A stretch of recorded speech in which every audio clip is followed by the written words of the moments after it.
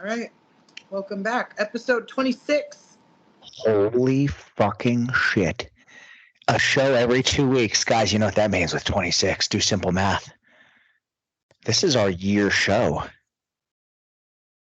We've made it a whole fucking year with our big old filthy quad dick fucking swinging. Fuck yes. God fucking damn it. And speaking of big dicks, we got Mark on for our fucking our guest for our oh hi mama. She's in the background.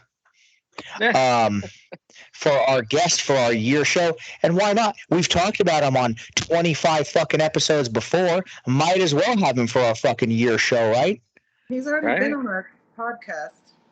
Yeah, he already has, but we talk about we talk about him on every single show.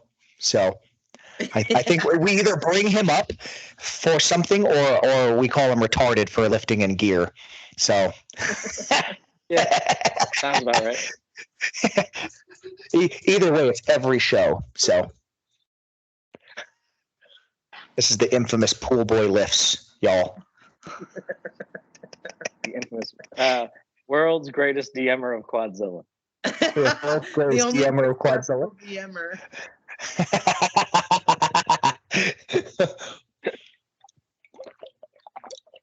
And only because you thought I had a fake Tinder that was in Vegas. Like, this isn't you. And I was like, yeah, it is. And you're like, yes, it is. What the fuck? Yeah, I felt like a total idiot when I was like, who's this Karina chick pretending to be Quadzilla? Yo, I did that to oh god, like a couple years ago before they got married, Chad and his wife. When I was single, I was on Tinder, right? And she popped up on Tinder and I was like, why the fuck is Bria on fucking Tinder? And I was like, what the fuck? So I messaged Chad. I was like, yo, dog. I was like, somebody's fucking using your wife's shit for a fucking fake profile. He goes, nah, we open. I was like, oh, that's okay. I feel like a jackass. That's weird. Cool. Good for you guys. Good for you. Yeah, that right after quads, that happened with someone else in the gym. I was like, oh, didn't know that. Oh, we'll talk after we're done recording because I want to know who it is. You know who it is. Do I? I probably do. I know who it is. Oh shit! We'll talk after recording. After recording's done. It's nothing juicy once you know the name. It's nothing happens. Oh, I'm sure. No, I'm sure. I'm like, I'm trying to think of who it is, but never mind. I know who it is. Yeah, there you go. I know who it is. Never mind. All right, I got it. Yeah, it just clicked. Got it. Got it. I got it. Hey, 78 subscribers. Oh, look at that, 78 y'all. Hey. And it says it's our channel's birthday. Oh, it's our channel's birthday. Look at that. Oh shit, like exactly today? I guess. Holy fuck. God damn, that's pretty fucking good. 78 subscribers. All right, listen, y'all. When we hit 80, whoever's our 80th subscriber, I'll send you a nude and a picture of Karina's feet. For free, just for becoming the 80th subscriber. Absolutely. A nude of me and a picture of Karina's feet. Yeah. It's my side hustle. Karina's feet, Celia's feet, on her, on her close friend. She'll post her toes sometimes. Saved, sold, Y'all thought putting me on your fucking close friends was like, oh, because it's trustworthy. Nah, bitch, I'm taking screenshots of your toes. I'm selling that shit on toes for sale on my OnlyFans. Just muscle mommy toes. That's all. Mark, come get your friend. That's a good business model. Thank you. He gets it. Like, Mark is a business owner. He's an entrepreneur himself, all right? He understands. He gets it. Yeah, so am I, and you're taking money out of my pocket. I'll cut you in. Listen, I told. fucking do all these meets, and you're taking money out of our pockets, motherfucker. Out of my pocket to put more in your pocket, and I still gotta pay you. I'll cut you in. I told Sally I'll cut her in. It's fine. But, you know, I'm not telling y'all who I'm else still is waiting for my royalties. It's y'all in. Your royalty was being with me. Your royalty was participating. So, you know, unfortunately, in a world of participation trophies, that's what you got, Mark. But it's a solid participation trophy. It is on the wall at Fight or Quit. It's part of my total. As is total. So upsetting. And it's been there for like a fucking year. Yeah, it has. It's been like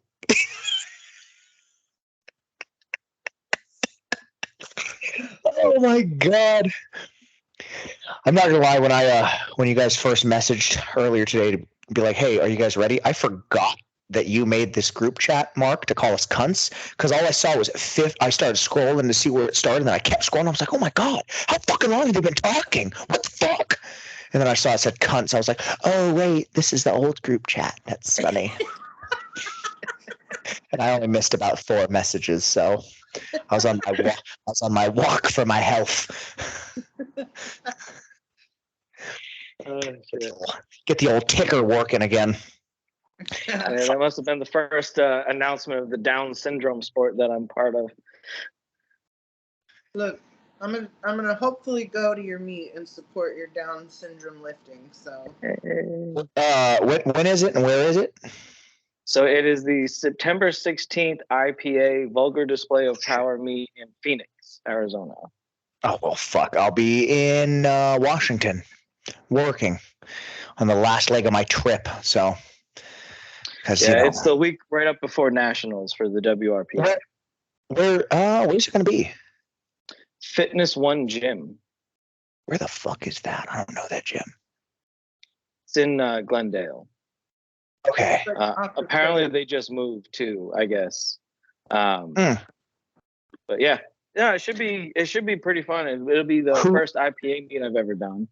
Oh, IPA. Okay, IPA. I was going to say, is it APF or IPA? Yeah. Okay. My plan is to fly out there. I just have to figure out if Gary's playing sports or whatnot, and then I'm buying us flights, and then I'm gonna try to go to Sedona on Sunday before I go home. She's addicted. Who's the host? Crap. I don't know. Okay, I don't know that Jim. It's like Born Again Hooligan on his Instagram. I forget his name. Oh yeah, I don't know who the fuck that is. Yeah, it's him and his wife. They seem really nice. The downside is because I'm so used to Fight or Quit meets. I did ask what bars are being used, and they're all Texas bars. So it's Texas squat, Texas bench, and Texas deadlift, not Texas power. Texas bench, which is essentially a squat bar but thinner. Oh, I don't know if you guys noticed. I've been benching on the Texas squat bar for the last month or so. Oh. No shit. It's long like a Texas squat bar? Yep, it's the same length as the squat bar. It's the same weight. It's only instead of 31 millimeter, it's a 29 millimeter width. Like a regular bar. Yeah. What the fuck? Don't so like it's that. Basically it's exactly like their squat bar, but just a little thinner. Don't like that. Hate that. Stupid. I kind of like it. But the problem is their bars are fucking noodles. Which is why I kind of like it, because the squat bar is not nearly as much of a noodle as the power bar. Yeah, true. But I feel like being thinner and being longer, like when you get over to Karina's the only one here that has like a big boy bench. So me and you won't notice it, Mark. But like I've been told I don't have a big boy raw bench. I certainly don't have a big boy fucking raw bench at all. What's your what are you pushing on your multiply bench right now, Mark?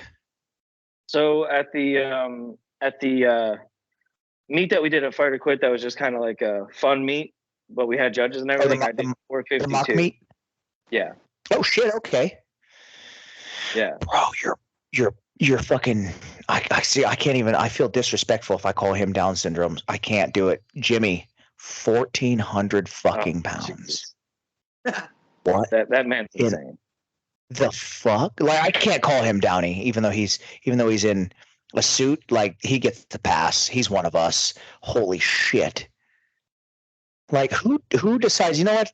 I want to hold 1,400 fucking pounds above my face. That's a car. That's a car. Yeah, like, bro, if and that was, slips at all, he broke his fucked. previous record of 1352. What did he hit this time? 14 what? 1401 or 1402, something like that. Oh, it was 1401. 50 fucking pounds. Like, yeah. Just to have it something insane already. The most weight anybody's ever lifted ever in anything. Correct. And then be like, you know what I'm going to do? I'm going to break that record. You're like, okay, fuck yeah, dude. What? You're going to hit like 1360? Even that would be impressive. And he goes, nah, 1,400. Excuse me? Yeah, so from what I understand through some back channels with Jimmy is, so he has the single ply all-time world record, which is like 1,100 plus pounds. Jesus fuck, dude. Yeah. He doesn't have any multiply records. So when he did the band one, he set that all-time world record. And then he wanted to do 1,400, so he broke that one. 14 was unlimited then, right? Oh, okay. Okay. And then, so he wants, from what I heard, I don't know if it's still a thing, but he wants to do a multiply and he wants to take that all-time world record as well. I mean, I'm sure he fucking will. What do you think? It would just be a matter of getting back into poly shirts as opposed to the band shirts because they're very different. I mean, you think he can hit 12 in a fucking multi? I think he could hit 1250, 13. Jesus fucking Christ, dude. I mean, if he can do 11 in single. Yeah. I want to see what he raw benches, bro. It really upsets me that he hates raw so much, but he like reverse grips for reps like fucking 500 pounds all the time. Yeah.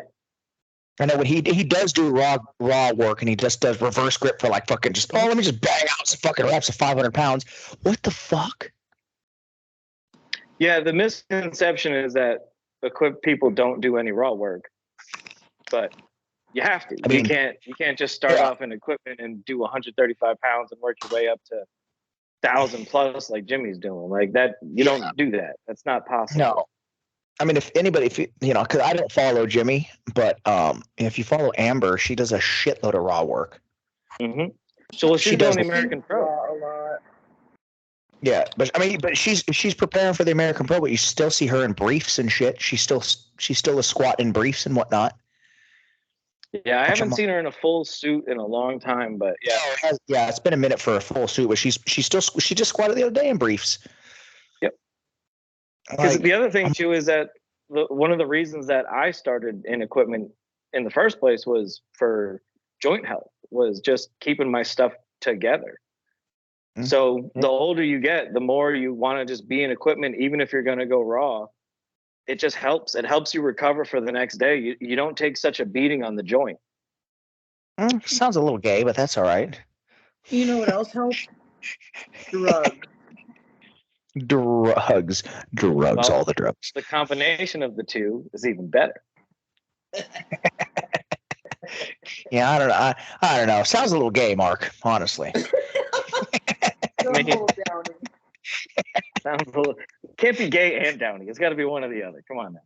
Oh, you think there's a gay Down syndrome person out there? You can be whatever you want to be. You think there's a gay Down syndrome person? There's got to be, right? I mean, there's furries. There's everything. Oh my God. Okay, listen, guys, this is gonna sound really fucked up, but it's on the podcast, so it's fine. So we're watching a movie last night on Prime, but it was one of those channels that'll do fucking ads, unfortunately, whatever, right? An ad pops up, a commercial, and it's one of those love game shows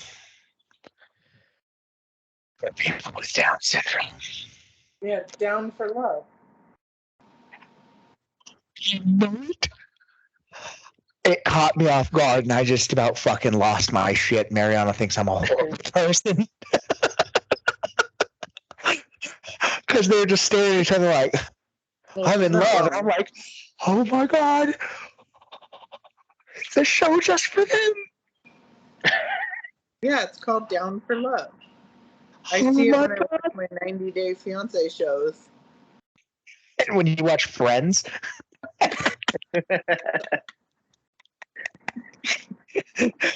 guys, listen, where were we just at? Chico. We were just in Chico, right, for our meet. Guess what was on the channel the entire? All we watched was 60 Days In or Friends. That was it. So I was invested. Listen, I hope everybody for Bakersfield 2 also knows that that's all that we're watching. I was invested in 60 Days In, and we're gonna finish that shit. Okay? Because that motherfucker, they just asked him to go do another round of 60 days. He's about to lose his fucking fiance, all right, because of this shit, just so he can make the fucking jails better. He's got this sense of like fucking heroism. Listen, I need closure, all right?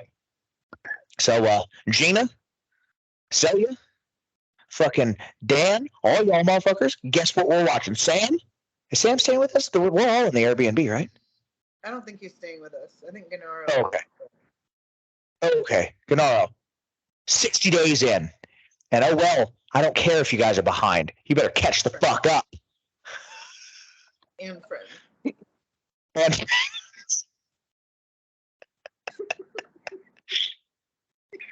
Mark was so mad when he found out I watched Friends.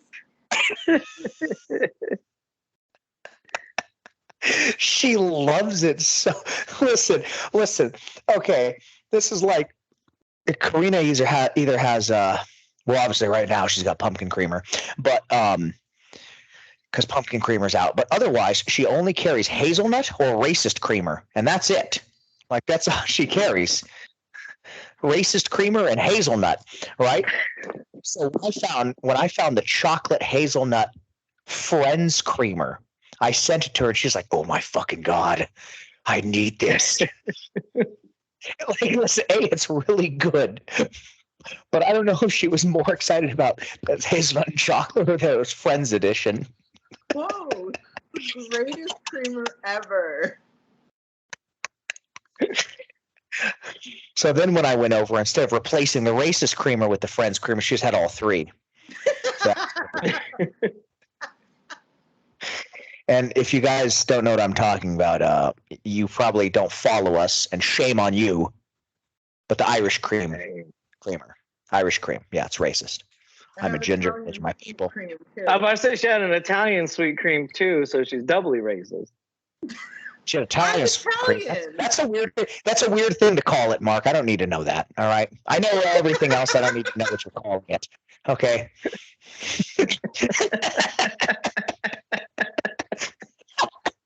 Well, I am Italian, so. Mark, are you Italian, Mark? Yeah, you're Italian. What's your last name again? Oh. Did you mute yourself? San Andrea. Ah, that's what it is. Does he look like a San Andrea? No, he looks white as fuck. Wild. Totally wild. My maiden name was Scribbolito. Well, yeah, but you're kind of brown. I mean, Super yeah, but brown. you're. Yeah. Oh, wait. Yeah. also Irish, so yeah, it dilutes it a little bit. We've seen your leg next to mine, Chris. It's so bad. It's so bad. I didn't even have a tan yet. I'm tan now.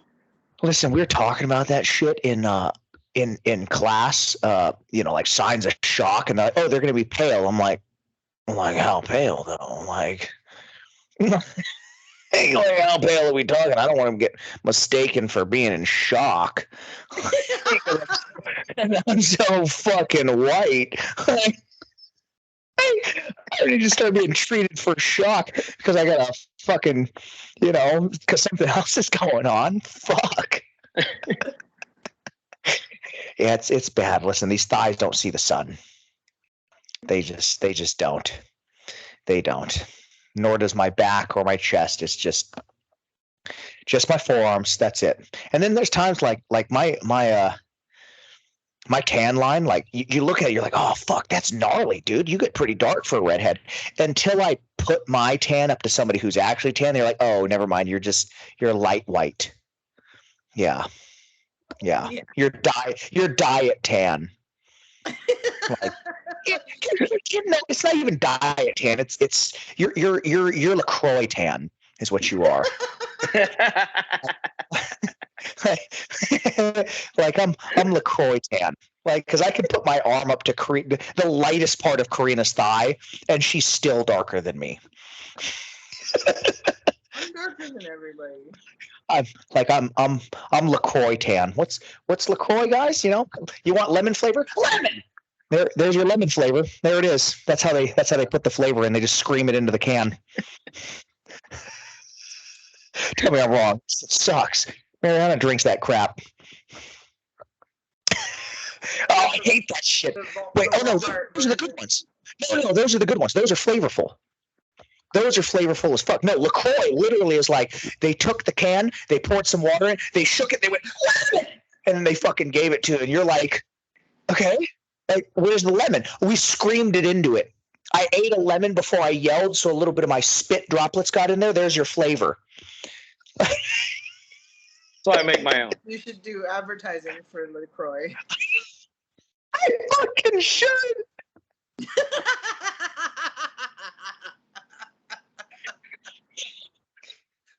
I'm gonna make my own LaCroix stand fucking on the sidewalks, like a kid that's got a lemonade stand. LaCroix, they're like, oh, sparkling water. I'm just gonna shake that shit and scream into it. What flavor would you like? Okay, it's strawberry. Strawberry. Here you go. Here it is. What the fuck was that? Well, it's the same thing. Hint of strawberry. Fuck you. Hint of strawberry. And how much are you gonna charge for that? About $3.50. What? Yeah, $6 a cup. That's inflation. Fucking. It's hard. It's hard out here for a pimp. All right. Fuck.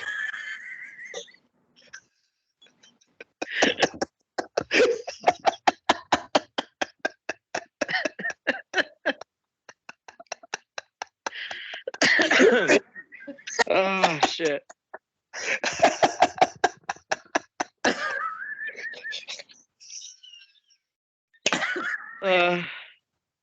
How did this get off the rails more than the live one?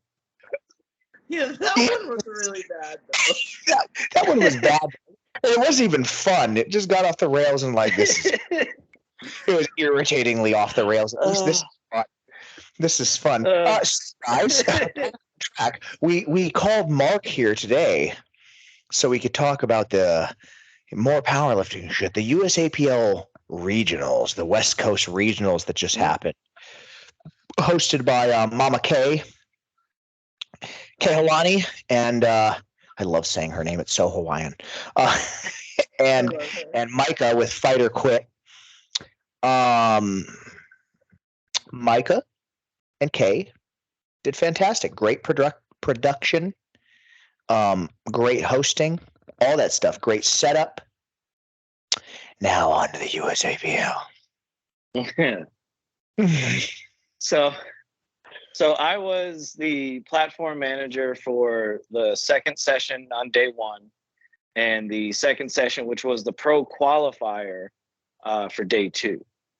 So the USAPL has weird rules and regulations regarding certain things. Now, you guys know the other platform manager who did the first session, his name is David. He did quads given. Tongan David. We love Correct. David. Yeah, our normal spotter and everything for all of our meets. You guys all, if you guys come to our meets, you guys know him. Yeah, and he's a great guy, and he's actually going to be spotting at the IPA meet that I'm doing. So I was pretty awesome to hear that too. Yeah, he's the fucking so man. He's amazing, and he's a great spotter, and he cares a lot. I would say he's probably the only other guy I know that spots more than you do, Mark. There's only one other, and his name is Robert Bain. And I don't know if you guys know who he is. Is that he does like the WPO? Oh, never mind. So okay. he's back spotting the biggest dudes, lifting the biggest weights, and he's actually the guy who kind of got me wanting to do a lot of the stuff that involves spotting and loading, because he's such a nice guy, but he's also very passionate about spotting and loading and how important that is for every meet. And so like his passion kind of rubbed off on me, and then I'm trying to do the same thing within our small Vegas community too. So yeah. But anyway. Yeah, you and David are probably the two best spotters I know, honestly. Well, I appreciate that. Thank you.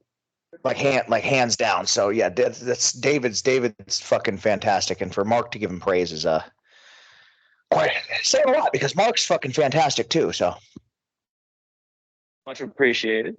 And David, he's also he's a fun dude. Like he wants everyone to get hype. He's always smiling. He's super encouraging. And the USAPL doesn't really like that kind of stuff.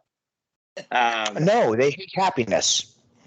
Yeah, no, it's they would if they could do a quiet meet, they would. I'm positive about that. But anyway, so I've done several USAPL meets, and every meet I usually talk to the head ref and just say, really care about what your rules are.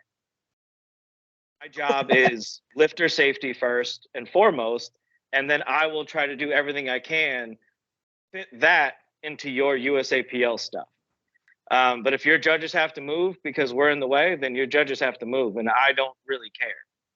I always tell that, because I get spotters sometimes that are like, oh, can you see? And I'm like, no, I will move. I will get on my knees and fucking look under your fucking legs to find depth. I care that the fucking lifter is safe. Like, you do what you have to do. I always tell them that, because they've said it to me multiple times. And I'm like, you do you, and I'll work around you. Absolutely. Absolutely. And I'm also a judge, so I know both sides of that coin. I know looking at a judge sometimes, especially when it's someone doing, some 700-800 pound squat, you got two guys that you got to look through.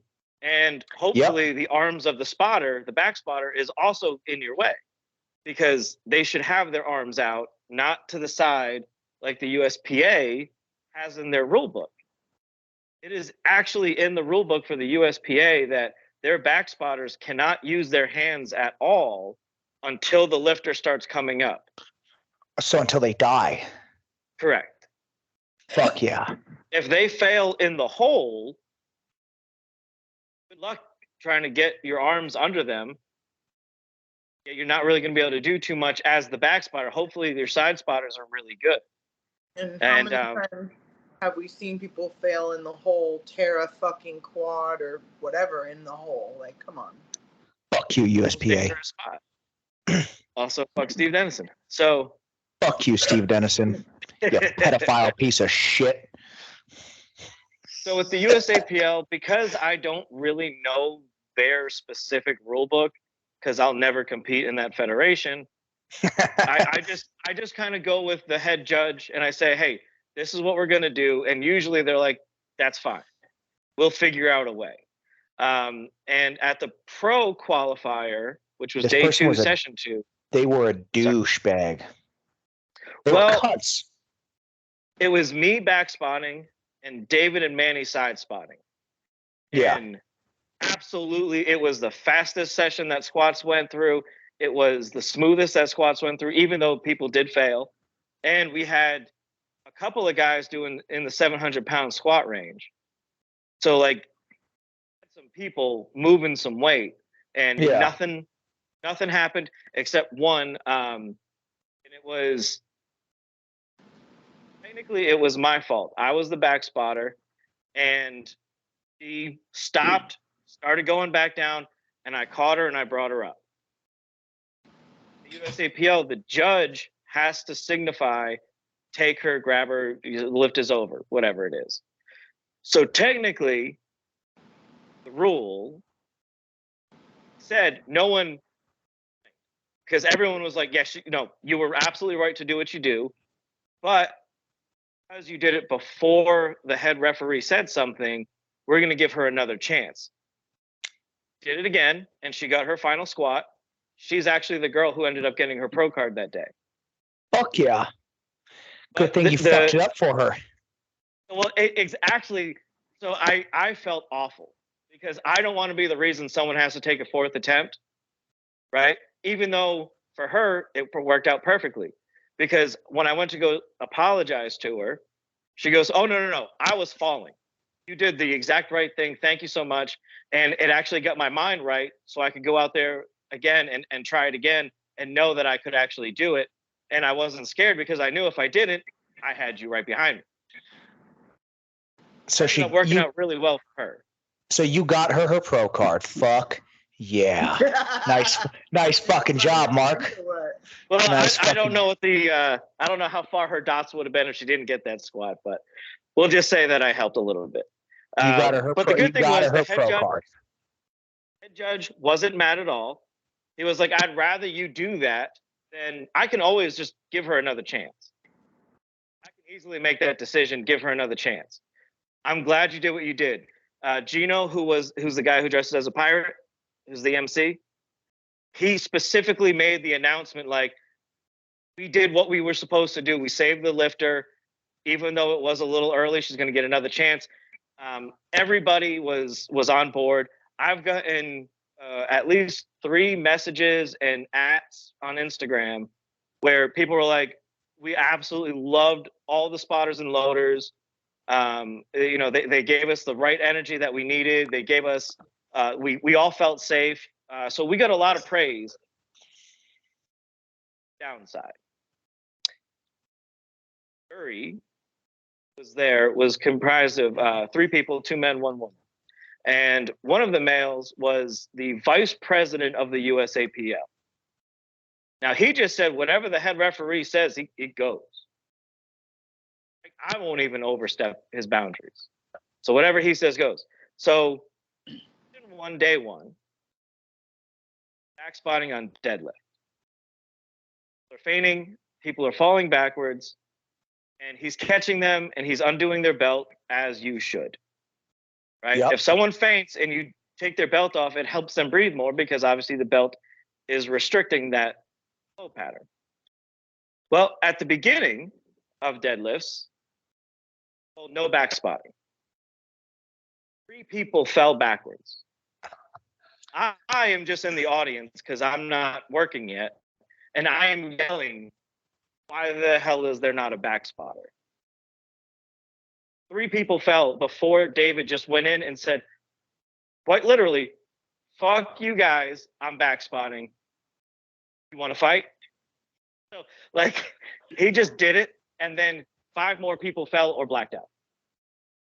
It was 8 for the first session on deadlifts. 8 people fell backwards or passed out. They were going to have no back spotters. So the second session, I'm back there for the first 3 or 4 lifters.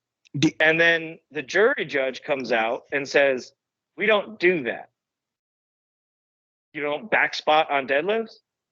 Do you know what they told David? USAPL event. I didn't like what David did, which was grab them and take their belt off. So what David told me, the reason they didn't like that, or the reason they didn't want him up there back spotting is because he is blocking the banner that says the USPA or the USAPL national or regionals and all that shit. And they didn't want him standing in front of that. Which is also where the deadlifter is standing exactly in front of it too. Yeah. So they were concerned about their live stream. They were concerned that the audience wasn't seeing the banner, and I just didn't like it. Yeah. They Like want to it. see a dead body instead? Like, Jesus. Y'all want to see a dead body? So on the second session, that guy came out and just said, "We don't do backspotting." I left.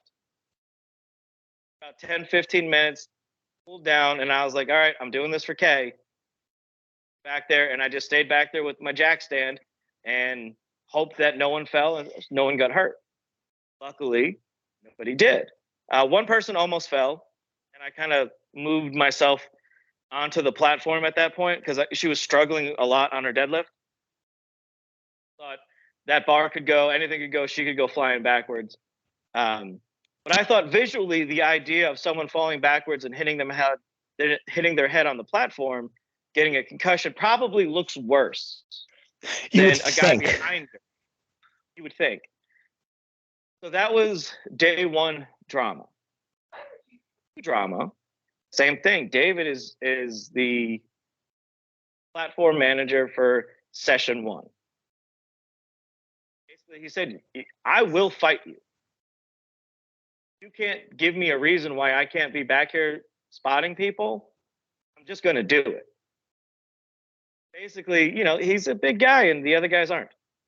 So they just kind of let him do it.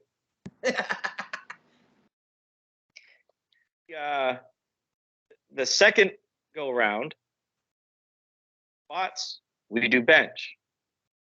Okay, on deadlift, you can't grab them, you can't take off their belt. And if they fall forward, the head referee said that. And that's not possible. You're 8 feet away. If they fall forward, you are not Superman. You are not going to be able to get there fast enough. So David just said, "Well, I'm not doing it. I can't." And I said, "I understand, man. But the show has to go on." So I did the back spotting on deadlift. I just stayed as far back as I could while still being visually there, which is not the way it should be done.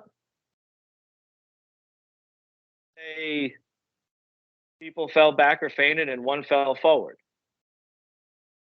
I was there. I caught everybody. No one got hurt. One of the ones I posted on my story was, you guys know Joyce. She's the she's the heavyweight. She did phenomenal. She did 9 for 9. She did amazing. On her last attempt deadlift, she had no idea she finished that lift. Put the weight down. She's done that at the gym a few times too. She took one step backwards because she's very stoic. She doesn't show emotions until she sees everything's perfect. Yeah. I thought she was just in that zone. And then I saw her do this, and I was like, oh, no, she's going to fall. So I was able to get onto her side, and then she literally just fell right into me. And then I walked her off the platform. Alvin, her husband, was there.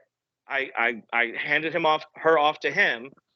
And she sat down and didn't know where she was for the next 5 minutes. But that's why we're there. Us there, she could have really hurt herself. And the thing is, the USAPL rule to not backspot. It was just this one guy just didn't want us to do it. And apparently the board of the USAPL, if you will, was watching the live stream and they just thought it didn't look good. But again, I'm here for lifters. I prefer to work with the WRPF because it's supposedly by lifters for lifters. We'll get into that later on. But there's safer spotting and loading. When it comes to spotting and loading, it's all about the safety of the lifter, period. It's per director, which is nice. Correct. That's the nice thing about the WRPF, at least, is if you find a director that sucks, you're like, oh, I'm just never gonna go with them again. Mm-hmm. Not necessarily the Fed. The Fed things are its own topic. We'll get into some other time. But with the USAPL, it's their way or the fucking highway. Yeah. And that's the only way. I mean, they care more about their fucking referees wearing sweet sports jackets and they're Exactly. pirate than they do the fucking lifter safety. Yeah, Well, and that's the claim thing. to If you're going to be the visual thing, like, come on, like, who cares if your judges are in a suit and tie? If your lifters are falling backwards and smashing their head on a platform. Here's the thing. The whole like, oh, it just doesn't look good to have them behind them.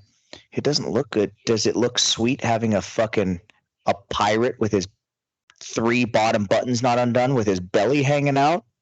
Does it look Choosing the when music falls backwards and cracks their head open on the platform and blood spurts out? Like the USAPL like claims to be, you know, like the superior federation because it's fully drug free, yet you've got meat directors out here on drugs and competing on, you know, not necessarily PEDs but other shit, cocaine and shit.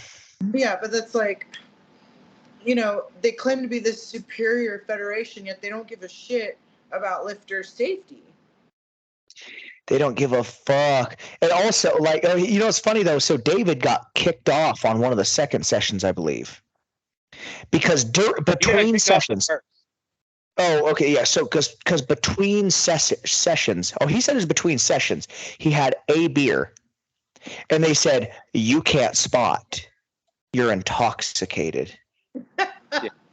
He's like 270, 280 fucking pounds. Yeah. So the funny part of Bud Light is Annie and Tanner were all toasting and having a beer. And I was like, where the fuck's my beer? He was about to go get me one. They kicked him out. Fucking insane. It had nothing to do with the beer. They just didn't like his attitude. That's really well, I mean, I get it because, you know, like, fuck the USAPL. Like, I love Kay and I'll support Kay. And like, bro, I was screaming for Alvin, and like at the top of my lungs, I was just about to be like, let's fucking go, Alvin. But I forgot. I was like, let's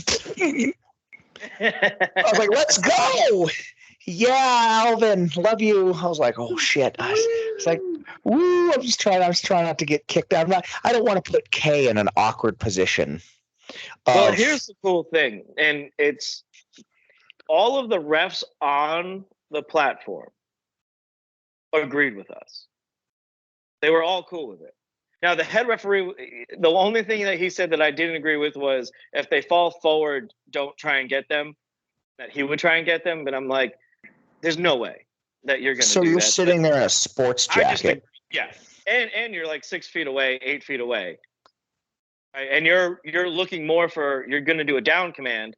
And if they throw the weight down too fast, like, and they fall forward or whatever the case may be, there's just no way you don't have that reaction time. Some of them fall fast enough that you can't even catch them from the back. Look at Simone. When she dumps forward, she fucking dumps.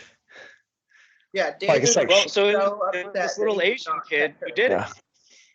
Yeah, well, it was a little Asian kid who fell forward, and I was right behind him, and I barely got around to grabbing his belt to make sure he didn't fall all the way down. Like, I barely got to him, and I'm right behind him. Like, I don't usually expect people to fall forward. They usually fall back. Yeah. Well, it's really hard to get to them. Well, it's a good thing he was little. It's not going to hurt that bad when he falls. That's the other thing about the USAPL is, you know, like there was 2 guys who were, I want to say they were the super heavyweights or maybe a 275. And they put up some big numbers, really big deadlifts, really big squats, big bench. And they didn't come close to their pro card because, you know, it's all based on dots. Which is the guy who won. Well, and like I said, the guy and the girl who won, you know, they had the best dots, but I was surprised that the girl won because not one of her lifts was like, oh yeah, that's a lot of weight. Well, I mean, let's be real. This is okay, and this is why I don't watch most females lift weights, honestly. Like, I mean, this is really terrible sounding, but I just don't like watching female powerlifting. There's about 6 women that I care about watching. She was like in the middle of the pack of the women flight. Like even for like the women that were lifting, there were women lifting way more than her. Like Joyce, she was the last woman on basically everything. Yeah. And there was another girl who was really strong. And there was this. There were several girls that were more weight than she did, but she was clearly in a different weight class, so her dots were better. But I think they had yeah. It's too hard to get hype. I don't care how big they are. I don't care how little she is. It's not that exciting to watch a female deadlift fucking 275 pounds. I'm just like, oh, great. Well, how do you that's why I love hyped? watching. Like, I can't get hyped for that. Like, Joyce has got a big deadlift. She's got a big squat and she's got a big bench. And she's a friend, so I enjoy watching it. But like a random female deadlifting 315 pounds, I'm like, oh, okay. This is not fun to watch. This is boring. This is not even my warm up yet. Like, and speaking sucks. of boring, well, let's talk about sessions for just a second. Oh my god, I fucking hate sessions so much. The day one took fucking forever. I can't do it, bro. We were trying to start the second session at 3. They were in the beginning deadlifts at 3. It was so long. How many flights and people were in each session? There was 30. I think it was 41 in the first session and 37 in the second. Yeah. Like, we're gonna do quads giving as a session because I have to do tested and untested, but yeah. I'm limiting it to 30 per session, like 2 flights. That's it. Yeah. So day 2, I want to say it was like in the 30s again for the first session, but the second session was like 17 or 18 people because like 10 of them dropped out. And that one was the full qualifier. Well, if you're gonna do it, one of them has to be really small. Yeah. Like 40 people is a meet. That's a meet. That's a whole day. Yeah. Listen, when I wanted to come and watch Joyce, but she said, "Oh, it starts at 6." I said, "Excuse me, PM, ma'am, I have school tomorrow at 8 a.m. I'm old. I have to be in bed by 10. You're not going to be done till 11." Well, I want to say we were done at about 10. Yeah, I need to be in bed. Not only that, but it was the Gold Coast Casino. Yeah, that's 30 minutes from my house. Well, not just that, but we had to be out of there by midnight. Yeah. Oh shit. They locked the cargo doors, and that's how we get out. With all the equipment, all the platform stuff, all of that. Unless you want to be charged another day, huh? Exactly. So Gods. We got out there about 12:30 with everything, and I don't think they charge Kay for a full day. I don't know if they charge her at all, but yeah, like setting that meet up a while, 3.5 full meets, pretty much, 35 plus people on 3 sessions and then 17 on a 4th. That's 3.5 meets, and then closing up shop and getting everything out of there by midnight. That was a hell of a. Fuck all of that. Yeah. Fuck that. No thank. Fuck sessions. Not my favorite. Don't like him at all. Sessions can suck my fucking dick from the back. All right. No, thank you. Same way I feel about I don't even like 2-day meets, to be quite honest. And this is why. And this was on day 1. It was pathetic. You had a big deadlift, did it in front of 4 people because everybody left. Yeah. Session 1 was packed. You couldn't breathe in that building. 1 goes away, session 2 comes in, and there's a decent amount of people. Some people stayed a little bit, but once you start pushing 9, 10 o'clock at night, that place is emptying out. Now you got a dude pulling 750, 5 people, and one of them's his girlfriend.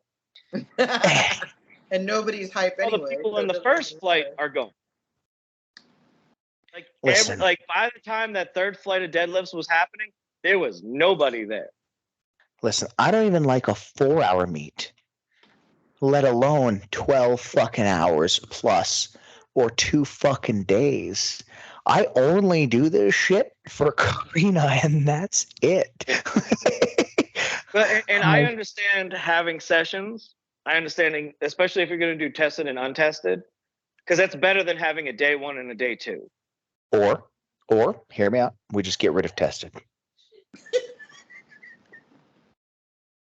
I mean, I don't think that's going to fly anytime soon. Just get rid of tested, and then you can stand on your fucking pedestal, in the untested division, be like, well, actually, I'm drug free, and we can be like, all right, dude, like, nobody fucking cares. Just like nobody fucking cares right now, too. So we could just get rid of it, and then it would abolish the USAPL.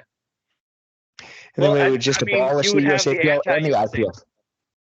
Yeah. Well, and then it wouldn't abolish the top of the IPF because they'd all just move over to untest and do the same exact numbers.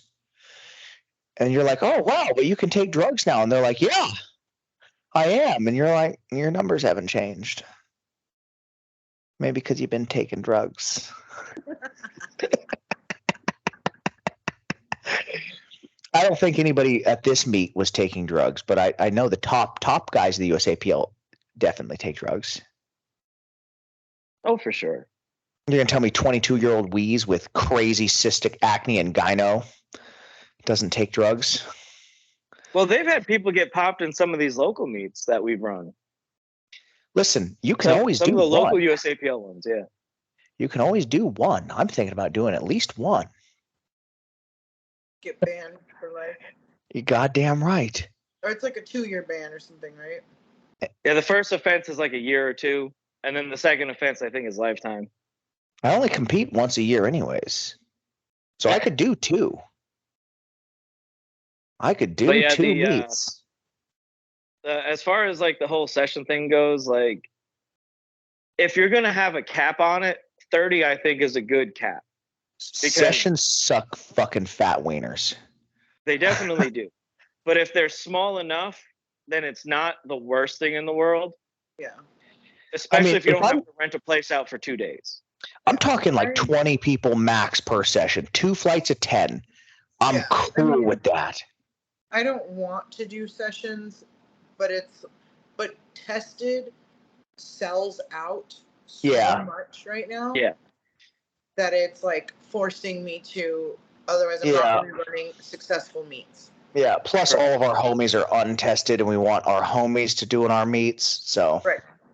So it's like, my clients are tested, or half of our friends are fucking untested, like, and again, I want to run meets for people, and I want to run successful meets, especially at Denim and Dumbbells, so that is why we're going to be doing sessions. We're going to be doing 2 days at Coachella because that's like their one meet a year, and it's the only fucking gym out. Is that the one in Indio? Uh-huh. Oh, yeah, that's right. It's going to be such a long day. Well, also the other thing, too, is you have to make some money, too. Right? Yes. If you're a meet director, you have to have enough people signing up for your meet to make money so you can do another meet. Like, I'm not against people trying to make money. Right. And I can tell you, these travel meets, I'm not making money. No. At all. Especially by the time that I've paid for, Chris's travel, car, my flight, both of our flights, hotel, car, food, and then I'm ending up, paying for everybody that's working for me. I have to paying out people from all over the fucking place. Like, paying out spotters, judges. Ideally, I would love to have the money to just fly everyone in, get a huge Airbnb, feed everybody, but like, I don't have money for that. I work 70 hours a week at one job just to make sure I have a place to sleep. Like, this is, obviously I enjoy being a meet director and I would love to make money on it, but these travel ones, I'm not making shit. I'm losing money in Bakersfield next weekend. Bakersfield is going to be a rough one. Bakersfield's going to be rough. I think Chico was pretty close to breaking even. Yeah, I think I broke even. By the time I paid for all the food and shit, because we Yeah, I think Chico broke even, which was cool. Breaking even's not, at least because it's fun. Breaking even's not the worst. Obviously, making money is the fucking way to go, but losing money sucks fucking fat dicks. But and losing money only allows you to do less meets next time. Yeah. Like if you're going to do 5 meets a year, but 3 of them you're going to lose your shirt on, and the other 2 kind of balance you out. Right. Well, then I'm only going to do those 2 meets again next year. Well, and that's been the problem with these big pro meets. Right, and it limits what I'm putting into meets. Mm-hmm. I can't put in from my own pocket. No. As much as I would like to, I don't have money like that. Like, I would love to, have fucking, I already buy the banner and I'm getting the shirts and stuff, and I would love to do so much more, but I'm just not there yet. Like, I'm, thankfully, sponsors and shit for Quads Giving. Like, we're already working on all that, and I'm gonna hit up people and stuff. But like, I would love to buy fucking, like have my own like bars and shit that we use just for meets, like for the local ones, and like do more. And get like a nice like camera and like a bunch of fucking like a sound system and all this shit. Like eventually I'll get there, but it's like these meets that I'm losing money on. The money that I'm making from meets when I do make money is just covering that hole that I made. So yeah, I mean, thankfully it's our first year doing it, and we know this is kind of like the trial of who's gonna do well for us and who isn't. Like, so we know Chico, we broke even, and we know the next one's going to be better because we made a name out there. Yeah. We know we won't be going back to Bakersfield. We're not going back to Bakersfield. We will not be doing that. No. That's not happening. Indio, it sounds like it's already selling, is it not? It's got like 12 people on each day so far, and we're like 6-7 months out.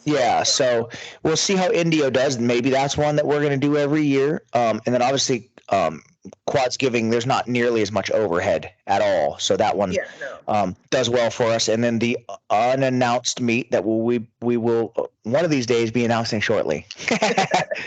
But there's going to be the 2 marquee meets at Denim and Dumbbells. And then the couple of places that we travel to, but again, we're only traveling to places that are going to be worth it. We're traveling to Chico one more time, and we'll see how that gym does a meet, and we'll see if that one's worth going back to. Yep, and same with the San Francisco one that we moved. Oh, in February. Yeah, we had to move it because clearly that one wasn't going to be worth it. So more than likely, we won't be going back to them. So we'll see. We'll see. We've got time now to try to fill those up. And I mean, these people, the problem is the travel meets, obviously I'm paying a whole lot of money. And I've told these people too, like, I'm happy to bring the WRPF to your area. Like, I understand that there's nobody up in the Bay Area, and there's one guy up in like San Francisco or Sacramento. So like, I get that you guys want more meets, and I have no problem bringing them up there, but I also have to bring in refs from elsewhere because there's no refs up there. There's like 3. Yeah. But I need you guys to fill these meets, or I'm going to lose money, and then I'm not going to come back. So if you want us to keep coming back and have a presence there, unless you guys are going to get a new meet director up there, which is fine, but it won't be us just because I can't keep digging a hole. No. Yeah. No. Well, and that was the good thing when Micah started his meets, they were at the gym that he owns, So you don't have to pay that overhead. So he was able, when he sells out a meet, to go in and then go, all right, we need 2 more racks. Let's go buy 2 more racks. We need some bars. Let's go buy some bars. And then he bought a bunch of lighting equipment and all the trusses and everything. Like all of that stuff costs a lot of money. But that's also because he doesn't have to pay gym. The first 2 years he's put on meets, except for the American Pro, he's never had to pay for the gym because it was his own gym. Yeah, and then the door money that I don't get. So that's another, potentially $2,000 to $4,000 that I'm missing out on. And so it's things like that helped build WRPF name. Because Micah was able to put on really cool meets really early because we had the space, we had a few refs in house. Now you came out, Christy Hawkins would come out, but we had Celia. We've had people just come out who support Fight or Quit. They support Micah, and they wanted to be a part of this new WRPF thing 2 years ago. With everything that happened this year, the WRPF grew so much, but the reason it grew was because we were having cool local meets in Vegas. Oh, it wasn't just because of the Kern or the Ghost or even the American Pro. Like, those are nice, but Micah's vision was that on the local stage, so that the people who can't do that feel appreciated, feel like they're in a big moment, and that will grow the WRPF, and that's absolutely why the WRPF grew. Oh, 100%. And Micah's the reason that I'm a judge and a meet director. So facts. 100%. Like, I always thank him, and I'll always go to Vegas and help out anytime that I can. One, because I love to see you guys, and I love anything at Fight or Quit. But two, because like Micah's had my back, and I'm gonna have his back too. Like, and three, it's cheap for you to come out here. Yeah. I get a free bunk bed and it's a $60 gas tank to come out here. Yeah. But it's just one of those things where I hope people appreciate, because he doesn't have to do any of this stuff for the USAPL. He's banned. He can't compete in the USAPL. So the fact that he's told me directing is amazing in the first place, but without him, as much as I love Kay, she wouldn't have put on that meet this way. She doesn't have the vision of the promotion. She doesn't have and all of her stuff. She doesn't make a lot of money through any of her USAPL meets, and she's borrowing all of Micah's stuff that we already have. He's already paid for through his meets and through the gym. So we're able to put on cool USAPL meets, because I've seen a few of them, and if they're not the huge USAPL meets, they are super dull, super boring. They're boring no energy whatsoever. Yeah, they're boring as shit. Like, oh, fuck the USAPL. It's not my jam. Love you, Kay, but I do not love the USAPL at all. Like, I will support Mama Kay, and that's it, man. I do not like supporting the USAPL. It got to the point with regionals where I may only do USAPL meets for her if they're local. Yeah. Because I didn't like how we had to spot people. No. I appreciate that some of the judges came over to me and was like, "You're doing the right thing. We appreciate you." Yeah. I understand it's not everybody in the USAPL, but it's a few the ones that make the big decisions. It's the people up there. People that are up there are they're making the decision where lifter safety isn't as important as Blazers live stream. Like, that just can't be. That's not okay, and it's not how I like to run a platform. Clearly, it's not how David likes to run a platform. If we would have taken Bane from the WPO and had him come out here, I bet he would be just as pissed off too. And some of the big names and when it comes to spotting, and running a platform. So you have to prioritize lifter safety at all levels. 100%. Fuck the USAPL. Fuck into the US something anything type of fucking USPA, USAPL. Any of the ones that start with the US are fucking either squares or child diddlers.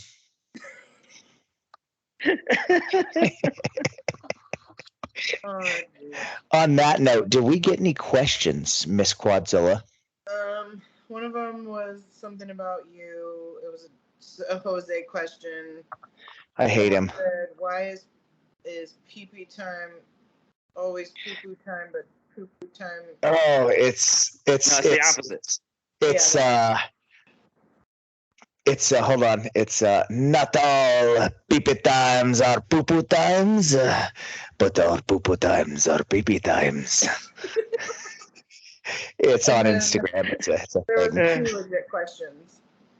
God, you guys, listen, 80 subscribers almost. Y'all suck fat dicks. This is our 1-year episode, and you guys didn't ask shit. and then Y'all can choke. 21,000 followers and we get 2 fucking questions. Y'all suck fat fucking wieners. You actually know you guys don't get the fucking. You guys don't get the pleasure of sucking a fat wiener. You guys suck little micro dicks. All right. That you don't even know what to do with. You're like, what am I supposed to do with this dick? You just got to. That's what you got to do, because fuck you. Anyway, someone asked, how long does it take to carry for a new exercise to carry over like off-season work into like a PR? And that's pretty much like a subjective question, because it's going to depend super on subjective. like a million factors, like you know, lifter age, how long they've been lifting, natty, not natty, blah blah blah. It's going to depend on if it's a stupid fucking accessory or not too. Yeah, and I mean, some accessories you're not going to see like instant carryover. It might be something that's going to only show up when you're grinding out a squat or a bench or something like that. So, you know, again, I just say trust your coach. If you don't, get a new coach. Yeah. Don't pay someone that you don't trust and that you're questioning. Just what you should put in do, the work. Like, slide into Karina's DMs and hire her instead. The PRs are going to come, and they're going to come less and less as more advanced as you get, unfortunately. So, you know, everybody's like so focused on like the weight PR, but you can have like a technique of form PR. You could move the same weight faster, cleaner than before. Like, those are still PRs. Just fucking put in the work. Yeah, just stop worrying about shit like, is this going to carry over? Shut up. So if I may, I know this question wasn't towards me. Anthony Oliveira, whatever his last name. Trigger warning conjugate, one of the best squatters in the world. His answer to that question would be, when is your next meet? And that's when you'll find out. Because he was talking about this with Dave Hoff on the Dave Tate Elite FTS podcast, and they were talking about how meet day is that's the proof of the pudding. That's when you find out if these accessories worked. That's when you find out if you PR on the platform or not. Did everything I just trained for 3 months, 4 months, 6 months, did all of that work? And if it did, awesome.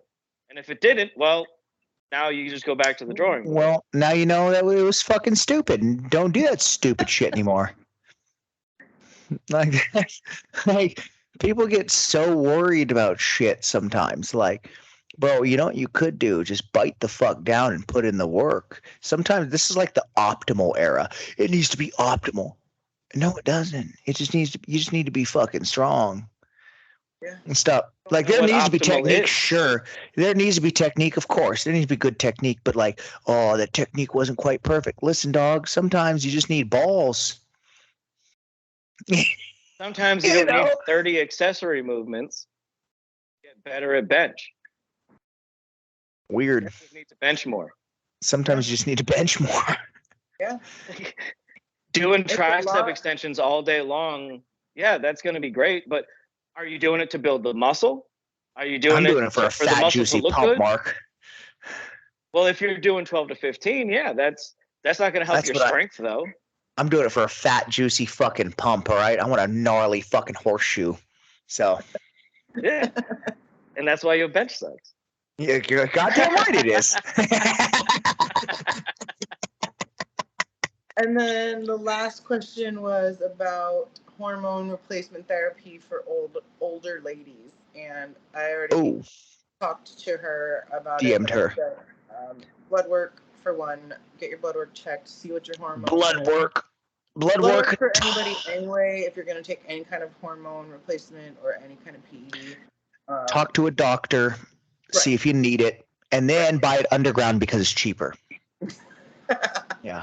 But check your blood work first. If everything looks okay, or you're missing something, then yeah, obviously, if everything is okay, then that's your discretion. Just be careful.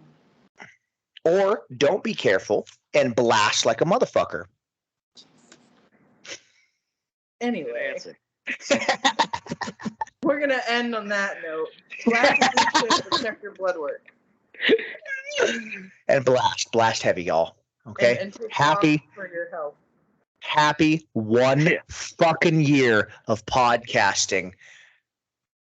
Get ready for another year of shenanigans and bullshit and more fucking guests. All right. And this time, they won't be Down syndrome. Who knows? Maybe they will. I don't know why Mark still is our friend, but we appreciate him. We appreciate him a Whatever, man. lot. It's just constant abuse, but it's okay. Clearly he likes it. We know he's a switch. It's okay. Anyway, y'all, tune in in a couple weeks. Bye. Bye. Bye, guys.